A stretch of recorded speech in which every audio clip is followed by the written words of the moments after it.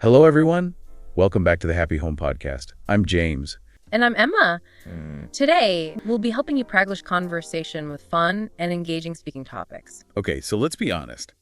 Don't we all wish there was some sort of magic, formula to make life a little less crazy? Oh, absolutely. Like a recipe for feeling, productive, A&D, happy at the same time. Like, how do we actually get that balance right? Right. That's what we're diving into today.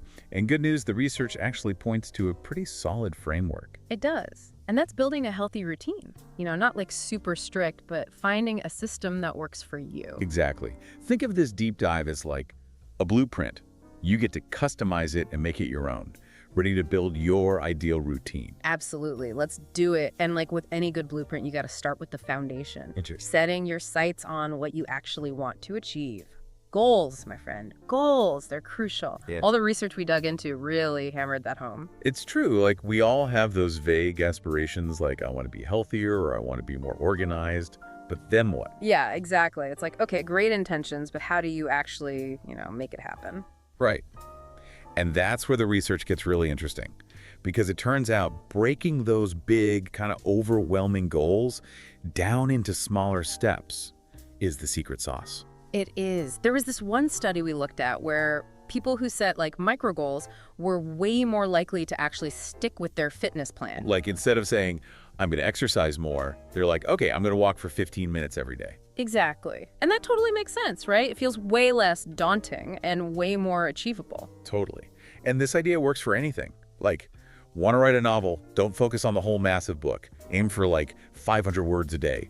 Boom, suddenly it feels manageable. Totally. Learning a language, picking up a new skill, even like working on your relationships. Small, consistent steps, guided by clear goals, they make all the difference. So goals are set, we're feeling all motivated and ready to go.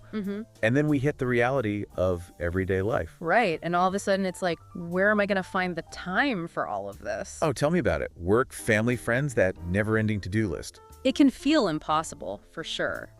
But a lot of the sources we looked at emphasize this idea of like shifting our mindset around time. So not necessarily finding more time, but like using the time we do have more effectively. You got it. It's about being more intentional, taking control instead of letting the day just happen to us. And that starts with, wait for it, scheduling. You knew I was going to say that, didn't you? Well, it makes sense, right? But it's not just about scheduling work meetings or appointments. Nope. We got to schedule everything. Block out time for, work, but also exercise, family dinner, reading, even like that creative project you've been meaning to get to. I love this. It's like giving ourselves permission to prioritize the things that actually matter to us instead of just letting them get squeezed out by all the like everyday chaos. Totally. And speaking of things that matter, let's talk about self-care. Okay, yes, self-care. Everyone talks about it. But it's so easy to let it slide when things get hectic. Oh, I know. But honestly, that's when we need it most. So like, why?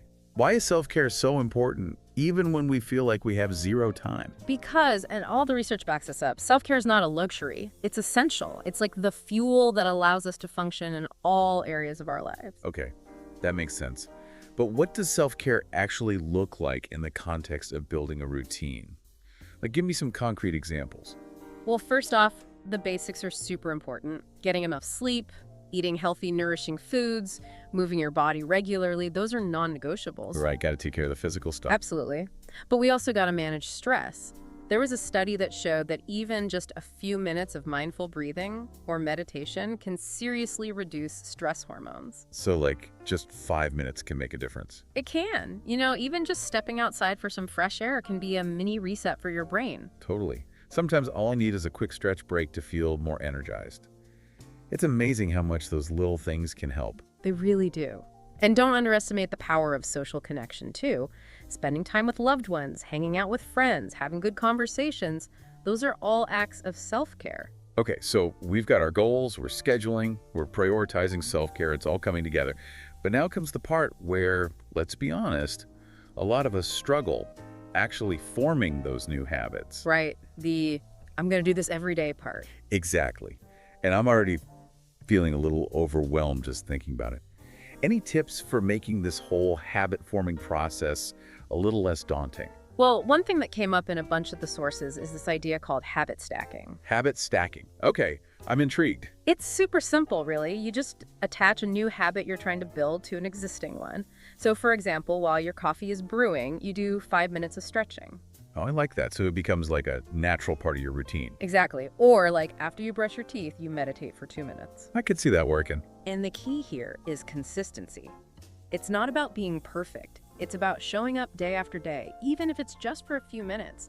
Small actions over time, they create big results. Okay, I'm feeling more hopeful already. But let's be real. There are going to be days when the motivation just disappears. Oh, absolutely. We've all been there. So, like, what do we do on those days when we just want to hit snooze and forget the whole routine thing? Well, first off, remember that those dips in motivation are totally normal. We're human, not robots. But having a support system can be a game changer. Like a friend, a family member, even an online community. Exactly. Having people who understand your goals, who can cheer you on and hold you accountable, it makes a huge difference. Oh, and we can't forget about celebrating our wins, even the small ones. So true. That was another big takeaway from the research. Rewarding yourself, even in little ways, can really help you stick with those new habits. So, like, enjoying a cup of your favorite tea after a workout, or buying yourself a new book after hitting a writing milestone. Exactly. It's about acknowledging your effort and reinforcing those positive behaviors. Another thing that came up in the research was tracking your progress, Oh, yeah, that can be super motivating. like having a workout log, a habit tracker, even just a journal where you jot down what you've accomplished. Seeing how far you've come, it's a great reminder of your own strength and commitment. It is, and I think that's a perfect note to end on. Yeah, building a healthy routine isn't about becoming some like super regimented robot. It's about creating a framework that helps you feel more grounded, more energized, more in control of your life. Beautifully said. And remember, it's a journey, not a destination. Start with one small change, one tiny step towards the routine that you want to create. What will that step be for you? That's such a great question. We're so glad you joined us for this deep dive. We'll be back next time with another fascinating topic. Until then, stay curious.